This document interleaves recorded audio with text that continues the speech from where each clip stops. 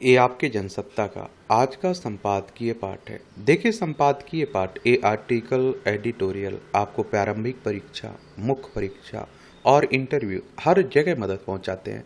चाहे आप लोग सिविल सर्विस एग्जाम की तैयारी कर रहे हो, स्टेट पीसीएस एग्जाम की तैयारी कर रहे हो, इन्हें जरूर पढ़ा करिएगा। सच्चा दोस्त दर्पण की तरह होता है जो आपकी खूबियां और खामियां एक साथ बताता है। ये किसने कहा है? वर्नार्ड शॉ ने कहा है। हिंद प्रशांत में उभरते नए समीकरण। हिंद महासागर प्रशांत महासागर की बात हो रही है। ये आप देखेंगे हमारी प्यारी पृथ्वी है, इसमें आप देख रहे हैं कि ये हमारा प्यारा भारत है। ये हिंद महासागर आप लोगों को देखने को मिल जाएगा। ये आप देखिए, उत्तरी अटलांटिक महासागर है, दक्षिणी अटलांटिक महासागर है, ये आर्कटिक महासागर आपको देखने को मिलेगा। ये उत्तरी प्रशांत महासागर है, ये दक्षिणी प्रशांत महासागर आपको देखने को मिल जाएगा। तो रणनीतिक अवधारणाएं दीर्घकालिक राष्ट्रीय हितों और व्यापक भू राजनीतिक दृष्टि पर आधारित होती हैं। हिंद प्रशांत क्षेत्र की अवधारणा भी ऐसी ही एक रणनीतिक पहल थी, और जिसने चीन के बढ़ते समुद्री प्रभाव को नियंत्रित करने और संतुलित करने के लिए अमेरिका, भारत, जापान, ऑस्ट्रेलिया जैसे समान हितों वाले देशों को गोलबंद किया था। अब अमेरिकी राष्ट्रपति डोनाल्ड ट्रंप की नीतियों ने इस दीर्घकालिक रणनीतिक नीति को आर्थिक सौदेबाजी और तात्कालिक लाभों की कसौटी पर रखकर इसकी विश्वसनीयता को गहरी चोट पहुंचाई है। बदलते वैश्विक परिदृश्य में अमेरिका रणनीतिक प्रतिबद्धताओं की अपेक्षा तात्कालिक आर्थिक फायदों को अधिक महत्व दे रहा है, और इससे उसकी हिंद प्रशांत रणनीति के उद्देश्य कमजोर पड़ गए हैं। एक महाशक्ति के रूप में अमेरिका की साख एवं नेतृत्व क्षमता पर भी संकट खड़ा हो गया है।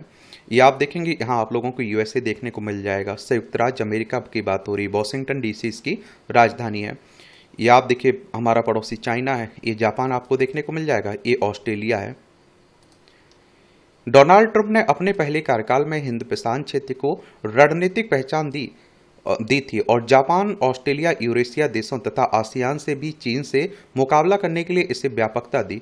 भारत ने इसे सैन्य रणनीति से कहीं ज्यादा समुद्री सुरक्षा, पर्यावरण संरक्षण, आपदा प्रबंधन, संपर्क, व्यापार और क्षमता निर्माण से जोड़कर इसे बहुआयामी बनाया।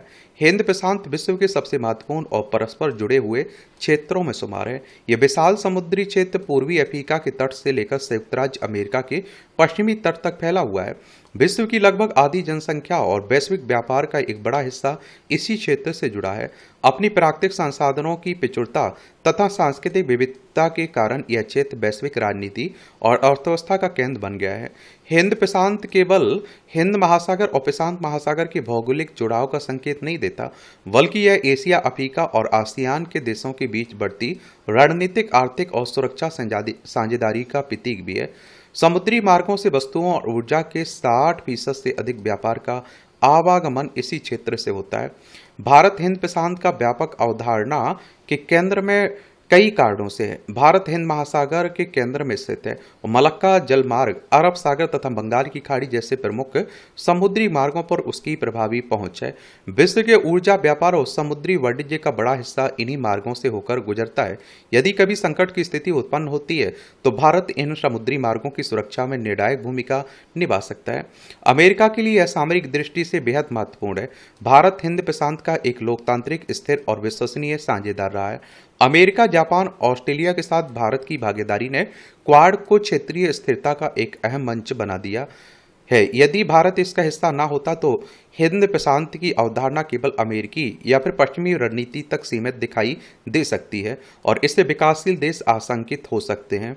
भारत की नौसैनिक क्षमता मजबूत है, और यह हिंद महासागर में मानवीय सहायता, समुद्री सुरक्षा तथा आपदा राहत कार्यों में बड़ी भूमिका निभा रही है। भारत के अंडमान एवं निकोबार द्वीप समूह मलक्का जलमार्ग के निकट है, जो चीन की समुद्री आपूर्ति श्रृंखला पर निगरानी रखने की दृष्टि से अहम है। यह सामरिक लाभ अमेरिका के पास नहीं है। अब अमेरिका इंडो पैसिफिक जैसी व्यापक और स्थापित अवधारणा से हटकर इसे यूएस पैसिफिक कह रहा है, और तो इसमें अमेरिकी वर्चस्व का स्पष्ट संकेत है, और इससे स्वयं उसे रणनीतिक नुकसान उठाना पड़ सकता है। हाल के वर्षों में अमेरिका की वैश्विक विश्वसनीयता पर प्रश्न उठे हैं। ट्रंप की नीतियों के कारण अमेरिका अपने दीर्घकालिक रणनीतिक दायित्वों के बजाय अल्पकालिक आर्थिक और घरेलू राजनीतिक प्राथमिकताओं को अधिक महत्व दे रहा है और इससे हिंद प्रशांत क्षेत्र के अनेक देश अपनी सुरक्षा और आर्थिक हितों के बीच नया संतुलन तलाशने के लिए चीन के साथ संबंधों को और बिगाड़ कर सकते हैं। अमेरिकी प्रतिबद्धताओं पर अनिश्चितता बढ़ने की स्थिति में चीन का प्रभाव इस क्षेत्र में अपेक्षाकृत बढ़ सकता है। ये आप देख लीजिए, अंडमान निकोबार आपको देखने को मिल जाएगा। ये है अंडमान निकोबार, ये बंगाल की खाड़ी है, ये थाईलैंड की खाड़ी है। यहाँ आप लोगों को मलक्का जलडम संधि देखने को मिल जाएगी। चीन की समुद्री विस्तारवादी नीति का मुकाबला करने के लिए अमेरिका के पास भारत से अधिक विश्वसनीय और सक्षम साझेदार नहीं है। हिंद महासागर में भारत की केंद्रीय स्थिति, उसकी बढ़ती नौसैनिक शक्ति और स्वतंत्र विदेश नीति उसे हिंद प्रशांत रणनीति का अपरिहार्य स्तंभ बनाती है। जापान और ऑस्ट्रेलिया इस भू रणनीतिक सच्चाई को समझते हुए भारत के साथ रक्षा, समुद्री सुरक्षा, उच्च प्रौद्योगिकी के क्षेत्रों में लगातार अपने संबंधों को गहरा कर रहे हैं। यदि अमेरिका इस वास्तविकता की अनदेखी करता है तो वह पूरे हिंद प्रशांत में अपनी रणनीतिक बढ़त को भी कमजोर करने का जोखिम उठाएगा। चीन वन बेल्ट वन रोड परियोजना को साकार कर दुनिया में अपना प्रभुत्व स्थापित करना चाहता है। उसके केंद्र में हिंद प्रशांत क्षेत्र की अहम भागीदारी है। भारत अपनी सुरक्षा मजबूरियों के कारण अमेरिका का स्वाभाविक सहयोगी बन गया है। चीन पाकिस्तान की बढ़ती साझेदारी ने भारत की सामरिक समस्याएं बढ़ाई हैं। चीन पाकिस्तान के ग्वादर बंदरगाह का प्रमुख भागीदार है। श्रीलंका का हम्बनटोटा बंदरगाह, बांग्लादेश का चटगांव बंदरगाह, म्यांमार के सितवे परियोजना समेत मालदीव के कई निर्जन द्वीपों पर चीनी कब्जे से भारत की समुद्री सुरक्षा की चुनौती बढ़ गई है। दक्षिण चीन सागर का इलाका हिंद महासागर, प्रशांत महासागर के बीच है और चीन, Taiwan, Vietnam, Malaysia, Indonesia, Brunei, Philippines से घिरा हुआ है। अमेरिका को यह समझना होगा कि महाशक्तियां केवल आर्थिक शक्ति से नहीं बल्कि दीर्घकालिक रणनीतिक प्रतिबद्धताओं और विश्वसनीय साझेदारियों से अपना नेतृत्व कायम करती है। उसने हिंद प्रशांत की अवधारणा को कमजोर कर अपने सबसे बड़े रणनीतिक निवेश को दांव पर लगा दिया। उसका यह दृष्टिकोण उन रणनीतिक साझेदारियों और वैचारिक प्रतिबद्धताओं को कमजोर कर रहा है और जिनके बल पर अमेरिका ने दशकों तक वैश्विक नेतृत्व बनाए रखा। अमेरिकी राष्ट्रपति की नीतियों ने यूरोप से लेकर हिंद प्रशांत तक अनिश्चितता बढ़ी है। अब भारत को हिंद महासागर में अपनी समुद्री कूटनीति और क्षेत्रीय साझेदारियों को नए सिरे से मजबूत करना होगा। जापान, ऑस्ट्रेलिया और आसियान देश भारत के स्वाभाविक रणनीतिक साझेदार बन सकते हैं। भारत किसी एक महाशक्ति पर निर्भर हुए बिना अपनी रणनीतिक स्वायत्ता को और मजबूत कर सकता है। बहरहाल अमेरिका की यूएस पैसिफिक की नई रणनीति को भारत के लिए हिंद महासागर क्षेत्र में एक विश्वसनीय, स्थिर और नेतृत्वकारी शक्ति के रूप में अपनी भूमिका को और प्रभावी बनाने के अवसर के रूप में भी देखा जाना चाहिए। और देखिए, चाइना हमारा पड़ोसी है। ये है चाइना। लद्दाख, हिमाचल प्रदेश, उत्तराखंड, सिक्किम, अरुणाचल प्रदेश, 5 राज्यों की सीमा लगती है। ये पाकिस्तान है। लद्दाख, जम्मू कश्मीर, पंजाब, राजस्थान, गुजरात, 5 राज्यों की सीमा हमारी पाकिस्तान से लगती है। 1947 तक भारत का हिस्सा हुआ करता था। यह है बांग्लादेश। पश्चिम बंगाल, असम, मेघालय, त्रिपुरा, मिजोरम, 5 राज्यों की सीमा हमारी इससे लगती है, बांग्लादेश से। ये 1971 तक पाकिस्तान का हिस्सा हुआ करता था। ये आप देखिए, म्यांमार है। मिजोरम, मणिपुर, नागालैंड, अरुणाचल प्रदेश, 4 राज्यों की सीमा म्यांमार से लगती है। यह है श्रीलंका। पाक जलडमरू मन्नार की खाड़ी भारत और श्रीलंका के बीच आप लोगों को देखने को मिल जाएगी। बाकी आप लोग क्या सोचते हैं, अपनी राय जरूर बता सकते हैं। दिखावे का जीवन। आज के समय में अमूमन हर कोई यह दिखाने की कोशिश करता है कि उसके जीवन में सब कुछ सामान्य है, लेकिन सभी के दिल में कोई अनजाना सा बोझ हर समय हावी रहने लगा है। मन में कोई भय और संशय चलता ही रहता है। अगर ऊपर से देखें तो सब दुरुस्त नजर आता है, शरीर सही सलामत है, दिनचर्या पटरी पर है और चेहरे पर मुस्कान भी बिखरी रहती है, मगर भीतर जैसे कोई सूना सा मकान सिसकता है जिसमें खिड़कियां तो हैं पर बंद हैं, इसलिए हवा नहीं आती है। आप कहते हैं कि सब कुछ होते हुए भी कुछ ना होना, यही असली दिक्कत है। हम जी तो रहे हैं मगर मन में ना तो संतुष्टि है और न शांति। दिखावे का जीवन वह स्थिति है जहां व्यक्ति अपनी वास्तविक पहचान, खुशी और स्थिति को छिपाकर दूसरों को प्रभावित करने के लिए एक नकली छवि प्रस्तुत करता है। यह अक्सर सोशल मीडिया, भौतिकवाद और समाज की उम्मीदों से उपजा एक मानसिक तनाव है जो इंसानों को आंतरिक रूप से खोखला कर देता है। जो लोग केवल दूसरों को प्रभावित करने के लिए अपनी क्षमता से अधिक खर्च करते हैं या झूठी जिंदगी जीते हैं, वे अक्सर मानसिक शांति और वास्तविक खुशी से वंचित रह जाते हैं। आजकल जीने के लिए संघर्ष का दबाव इतना अधिक है कि उलझनें और असहजता बार बार हावी होती है और जो आत्मविश्वास और भरोसे की हरी भरी लता को सुखा देती है। इसलिए इन दिनों एक चलन सा दिखाई दे रहा है। लोगों के चेहरे पर हंसी मगर दिल में खामोशी है। यानी हमने जीना नहीं, दिखाना सीख लिया है। दफ्तर में लोग काम में व्यस्त रहते हैं, घर में जिम्मेदार और समाज में संस्कारी, लेकिन जब रात का सन्नाटा उतरता है तो मन में कई तरह के सवाल तैरने लगते हैं। यह जो भीतर का खालीपन है, यह यूं ही नहीं पनपता है, यह धीरे धीरे मन के कोनों में जमा होता है, जैसे घर के उस कोने में धूल जिन्हें हम झाड़ू लगाते हुए भी नज़रअंदाज कर देते हैं। और आजकल तो आप देखिए दिखावे का ही दुनिया बना, और जब दिखावा करेंगे तो अशांति आना फिर स्वाभाविक सी बात है। थकान का असली मर्ज शायद बाहर नहीं, कहीं भीतर दबा हुआ है। हम थके हुए हैं मगर काम से नहीं, बल्कि बनावटीपन से। हर समय खुद को साबित करने की जुगत में लगे रहते हैं। लोग क्या कहेंगे, इस सोच ने लोगों को बुरी तरह जकड़ रखा है। ऊपर से कहते हैं कि हम सकारात्मक हैं, हम अनुशासित हैं। भीतर का मन कहता है कि दिखावे के बजाय थोड़ा जी भी लिए, मगर बनावटी चकाचौंध में हम मन की इस आवाज़ को सुन नहीं पाते हैं। और इस मायावी जगत में कितने सारे इंद्रजाल हैं हमको बस में करने के लिए, कितनी भागम भाग है और बहलावे हैं। जब आप देखते हैं कि क्या मन ऊब जाता है तो हम उसे बहलाने निकल पड़ते हैं, कभी मोबाइल में, कभी नशे में, कभी बेवजह की गपशप में और किसी ऐसे समूह की संगत में जहां ना हमारे विचार मिलते हैं ना हमारे संस्कार। ये सब सांप भी मर जाए और लाठी भी ना टूटे वाली कोशिश है। यानी दर्द भी दबा रहे और सच का सामना भी नहीं करना चाहते हैं। मगर खालीपन कोई बच्चा नहीं जो टॉफी या चॉकलेट से बहल जाए, वह तो हमेशा चिपका रहता है। इसे खुद से जितना दूर करना चाहो या मन में उतरना उतना गहरा उतरता जाता है। कहते हैं जिंदगी दुख का दूसरा नाम है, मगर यह भी आधा सच है। असल बात यह है कि हमने जिंदगी को मशीन बना दिया है। चलते रहो, करते रहो, सोचो मत, रोको मत। और जब आदमी होने की जगह सिर्फ करने लगे तो खालीपन तो पनपेगा ही। खाली बर्तन ज्यादा बचता है, यह कहावत यूं ही नहीं बनी है। हम आधुनिकता की दौड़ में ऐसे भागते जा रहे हैं कि अपनी जड़ें ही भूल गए हैं। परंपराएं हमें बांधती नहीं थीं बल्कि संभालती थीं। यह बात वास्तव में हम देर से समझ आती है। और अब हालात यह है कि हम ना पूरी तरह आधुनिक बन पाए हैं, ना पूरी तरह पारंपरिक रह पाए हैं। बीच मझधार में नाव डगमगा रही है। ऐसे में सवाल उठता है कि हम क्या करें। किसी के पास कोई जादू की छड़ी नहीं है, मगर कुछ रास्ते जरूर हैं।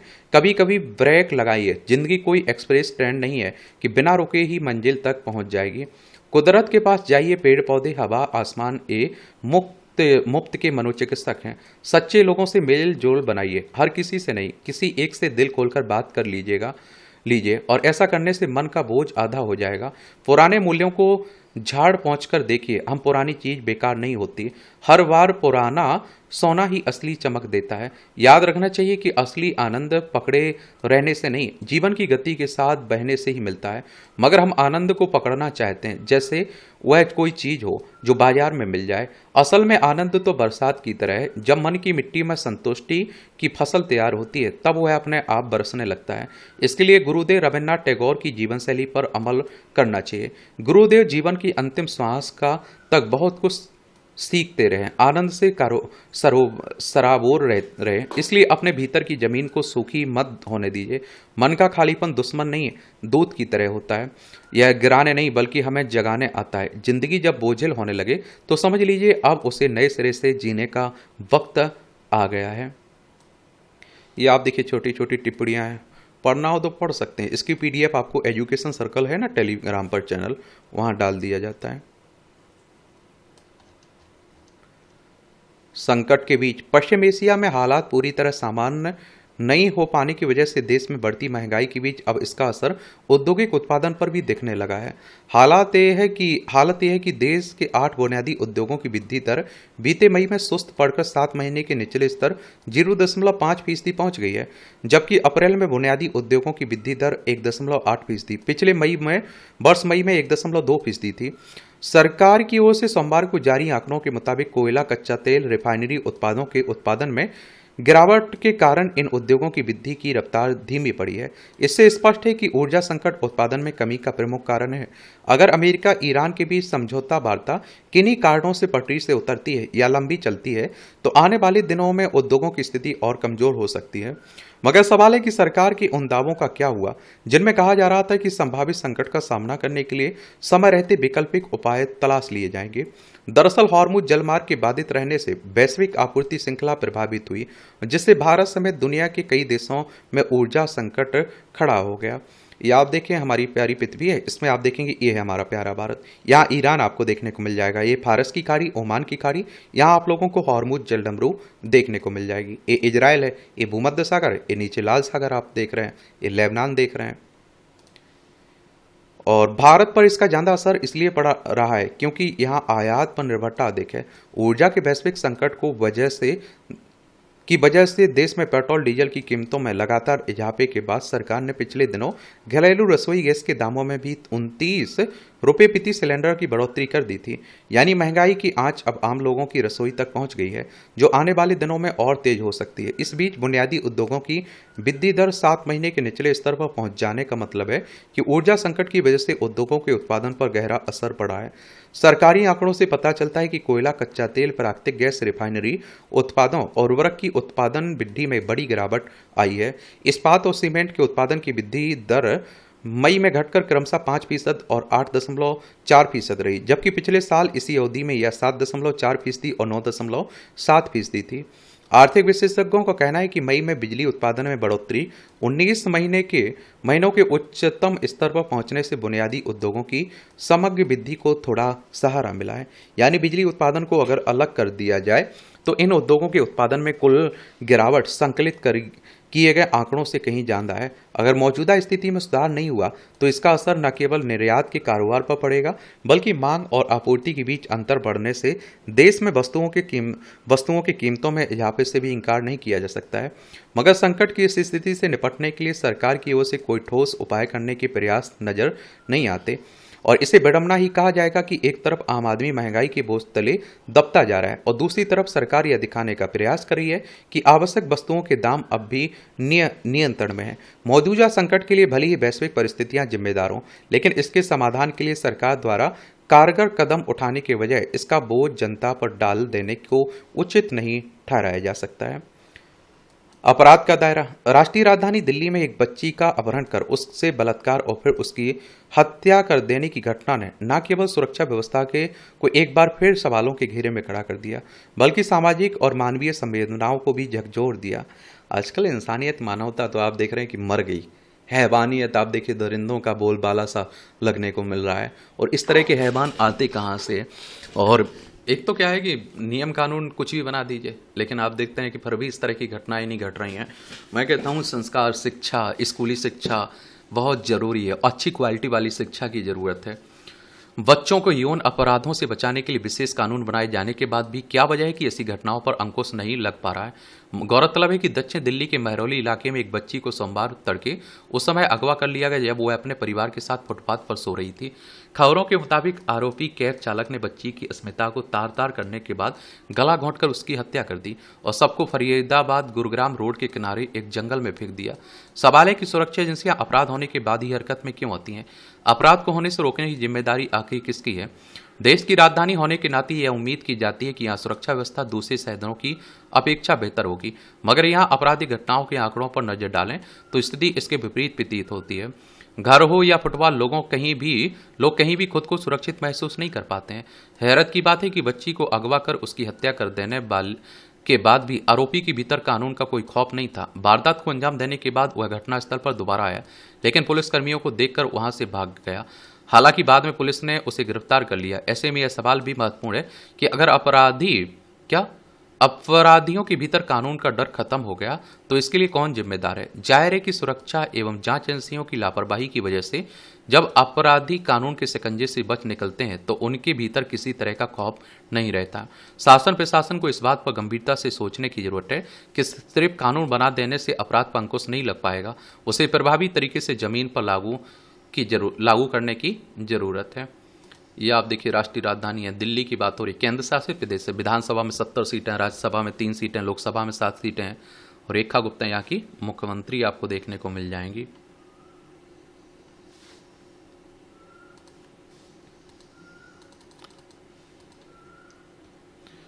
ये आपका संपादकीय पार्ट था किसका, जनसत्ता का। आपका कोई सवाल हो सुझाव हो तो जरूर बता सकते हैं। धन्यवाद।